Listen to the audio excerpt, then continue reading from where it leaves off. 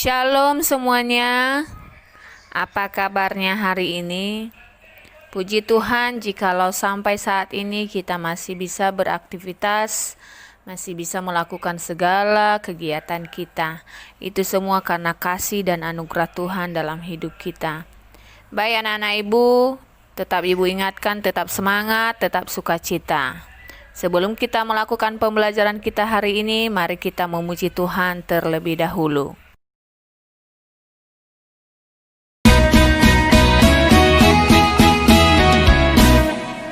Peganglah tanganku Roh Kudus setiap hari.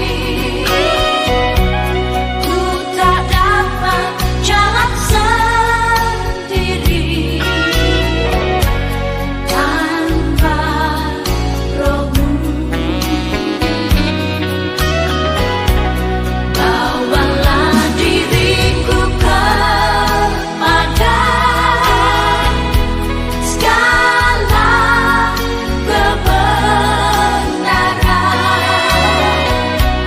agar ku tidak tersesat, mengikuti jalan-Mu.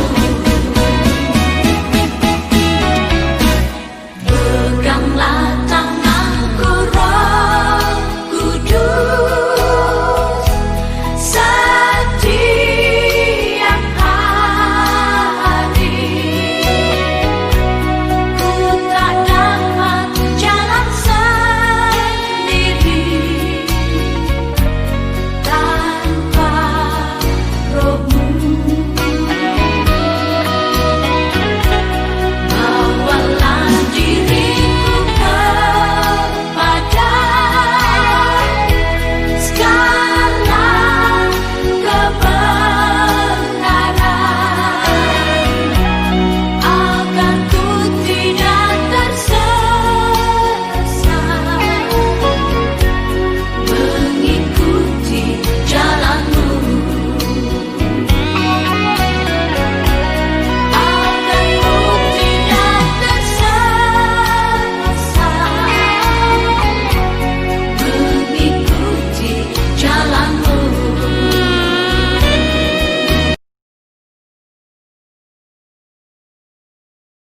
Baik, hari ini kita masih belajar tentang Roh Kudus, penopang hidup orang beriman. Dengan tujuan anak-anak ibu semuanya mampu menyebutkan contoh-contoh peranan Roh Kudus dalam gereja perdana. Yang kedua, mengungkapkan bagaimana Roh Kudus berperan di dalam kehidupannya sehari-hari, di masa kini, dan di dalam kehidupan gereja di tengah-tengah kehidupannya. Baik, peranan Roh Kudus dalam gereja mula-mula menurut Kisah Para Rasul pasal 1 ayat 8, yaitu pemberi kuasa untuk bersaksi bagi Kristus dari Yerusalem, seluruh Yudea, dan sampai ke ujung bumi.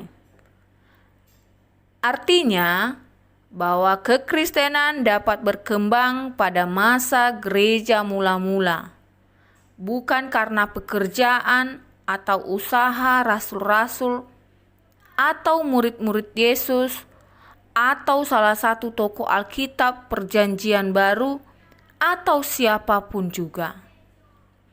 Gereja atau jemaat mula-mula dapat bertumbuh baik secara kerohanian maupun secara jiwa atau kuantitas itu karena pekerjaan Roh Kudus melalui murid-murid dan para rasul. Nah, walaupun kita tahu bahwa gereja pada saat itu menghadapi tantangan atau rintangan atau tekanan dari pihak lain maupun dalam gereja itu sendiri. Namun kita tahu dengan kuasa Roh Kudus, gereja dapat bertumbuh dan semakin berkembang hingga detik ini. Nah, kalau bukan karena pekerjaan kuasa Roh Kudus, itu mustahil dapat terjadi. Yang kedua, pemersatu umat Kristen dari berbagai latar belakang. Kita bisa membuka di dalam Kisah Para Rasul pasal 2 ayatnya yang keempat, di mana dikatakan bahwa ketika orang percaya yang berkumpul waktu itu dipenuhi oleh Roh Kudus, mereka mulai berkata-kata dalam bahasa lain seperti yang diberikan Roh kepada mereka untuk mengatakannya. Nah, bahasa-bahasa lain ini adalah suatu bahasa yang dapat dimengerti oleh semua orang yang hadir pada waktu itu, walaupun mereka datang dari berbagai daerah yang berbeda-beda bahasanya. Yang ketiga, pendiri dan pengembang gereja yang kuat.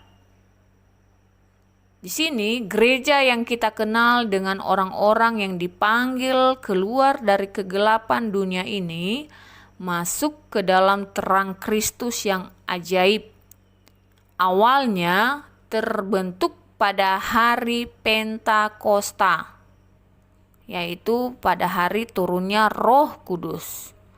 Kita tahu beberapa tanda ilahi yang ikut menandai atau meneguhkan bahwa gereja terbentuk bukan karena usaha manusia, tetapi semata-mata karena karya Tuhan. Kita bisa nanti membaca masih di dalam Kisah Para Rasul pasal 2. Nah, di sini jelas bahwa gereja ada bukan karena manusia yang ingin mengadakannya, tetapi karena kuasa dan kehendak Tuhan sendiri melalui Roh Kudus-Nya. Gereja terus ada dan berkembang hingga saat ini bukan karena hasil usaha para rasul, bapak-bapak gereja, para penginjil, atau para hamba Tuhan, melainkan oleh karena karya Roh Kudus. Selanjutnya, peranan Roh Kudus dalam kehidupan gereja masa kini. Yang pertama, mentransformasi gereja atau jemaat Tuhan. Artinya bahwa sampai detik ini peranan Roh Kudus masih sangat relevan dan berpengaruh dalam pertumbuhan gereja, dalam kebangunan rohani dan pemulihan gereja semakin dapat dirasakan oleh karena Roh Kudus. Ya. Yang berikutnya, yang kedua, kekuatan gereja atau kekuatan jemaat Tuhan dalam menghadapi tekanan. Kita tahu bahwa sejak berdirinya gereja mula-mula, tantangan yang dihadapi oleh gereja sangatlah berat. Penganiayaan bahkan pembunuhan bagi orang-orang Kristen mula-mula. Nah, sampai sekarang juga hal yang dihadapi oleh gereja mula-mula, gereja masa kini juga menghadapi hal yang sama. Tekanan demi tekanan, penganiayaan demi penganiayaan, pembunuhan demi pembunuhan masih terus berlangsung hingga pada saat ini. Nah, peran Roh Kudus di sini menekankan kepada kita yaitu memberi kekuatan bagi gereja atau bagi jemaat Tuhan. Itu adalah bukan karena kekuatan manusia itu sendiri.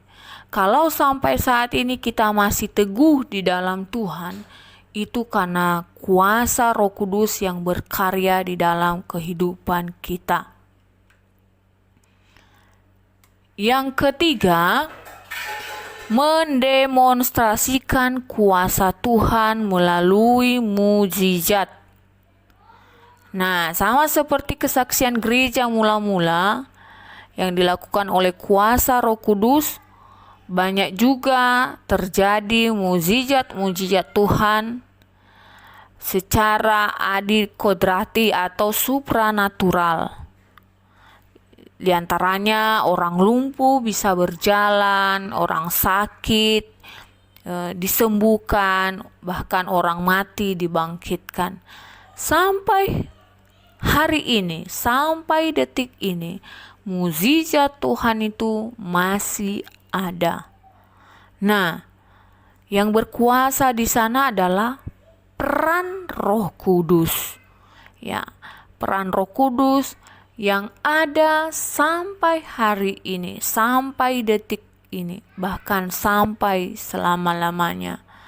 Nah, sebagai orang Kristen, orang yang percaya kepada kuasa Tuhan, peranan Roh Kudus itu sangat berpengaruh di dalam kehidupan kita. Dialah yang menuntun kita, mengarahkan kita, membimbing kita, menguatkan kita ketika kita menghadapi berbagai tantangan hidup. Baik, kita masuk kepada peran Roh Kudus. Ada beberapa peran Roh Kudus dalam kehidupan setiap manusia, khususnya orang-orang yang percaya kepada Kristus. Yang pertama, Roh Kudus adalah roh penghibur. Kedua, Roh Kudus adalah roh penolong. Ketiga, Roh Kudus adalah roh kebenaran. 4, Roh Kudus adalah roh yang lemah lembut. Berikutnya, Roh Kudus membentuk sifat manusia. Roh Kudus memberi karunia. Roh Kudus memberi kekuatan. Roh Kudus memberi arahan. Roh Kudus sebagai sahabat. Roh Kudus adalah roh pelindung. Roh Kudus membantu menghasilkan buah pertobatan. Roh Kudus menumbuhkan iman percaya. Roh Kudus memberikan pikiran roh. Roh Kudus memberikan dorongan dalam melakukan hal baik dan benar. Roh Kudus memberikan keberanian.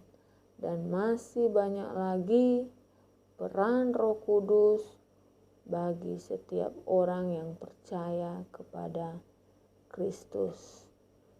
Demikianlah pertemuan kita pada hari ini. Kiranya Tuhan selalu menyertai, memampukan kita di dalam melakukan segala sesuatu sesuai dengan kehendak-Nya. Mari kita memuji Tuhan dan berdoa. Roh Kudus